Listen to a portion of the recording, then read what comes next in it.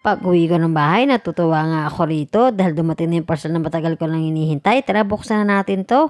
Pero bago yon, ako si Kael, antukin ako pero bawal akong tamarin, kaya tara, samahan niyo ko. Yung binili ko pala ito ng mga idol, gagamitin ko to para dun sa extension namin ni baby kasi nagkalat siya dun sa kwarto. So, aayusin natin siya.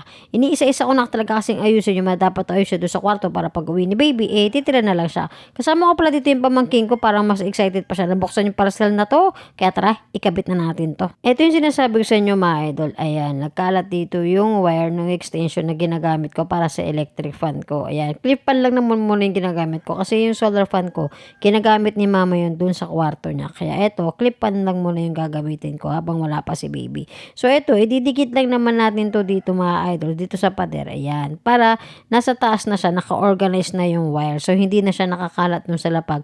Para if ever na magwawalis ka, wala lang sagabal dun sa lapag. So ang gagawin mo naman dito mga idol, ididikit mo lang yan dyan sa pagkakabitan mo. Bali double-sided tape to mga idol.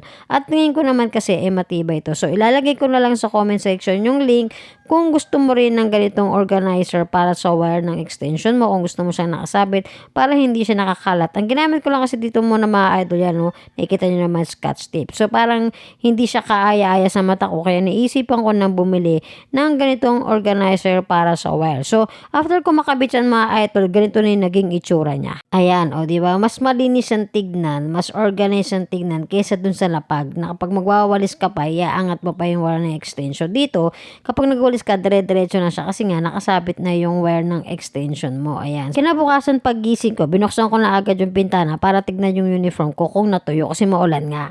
At yun na nga mga idol, nadismaya ko kasi nalaglag yung uniform ko dun sa bubong. So wala akong susuotin kasi nga yung uniform ko, nilabang ko siya ng sabay-sabay. Tatlo kasi yung uniform ko.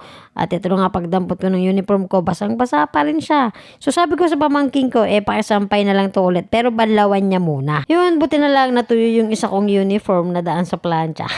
Kahit kasi naman nag-dryer ako mga idol, maulan, hindi pa rin siya natuyo. So pagkakamali ko dun, dapat pala tinapat ko lang sa electric fan. Instead na pinatuyo ko pa dun sa labas ng bintana namin.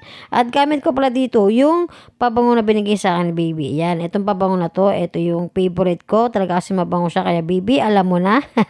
Yun. So kinuha ko na pala yung charger ko dito, itinabi ko na sa bag ko. Mahirap na paglobat. Syempre, hindi tayo pwedeng malobat kasi may mga importanteng calls tayo minsan na kailangan natin tawagan or kailangan natin sagutin. Nagsalamin na nga rin pala ako dito. Wala nang suklay-suklay yan mga idol. Ganyan lang talaga ako mag-prefer pag ako'y papasok. So tara na kasi nag-aalala na ako. Baka malilate na ako. Medyo malayo-layo pa naman yung dadaanan ko. Hindi kasi ako dumaan dun sa kabila.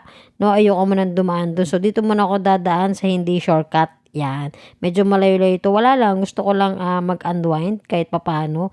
No, habang ako'y papasok bago ko harapin yung stress na meron dun sa opisina. Yun lang. Salamat sa pagsama. Ako po si Neskel. Ingat po tayong lahat.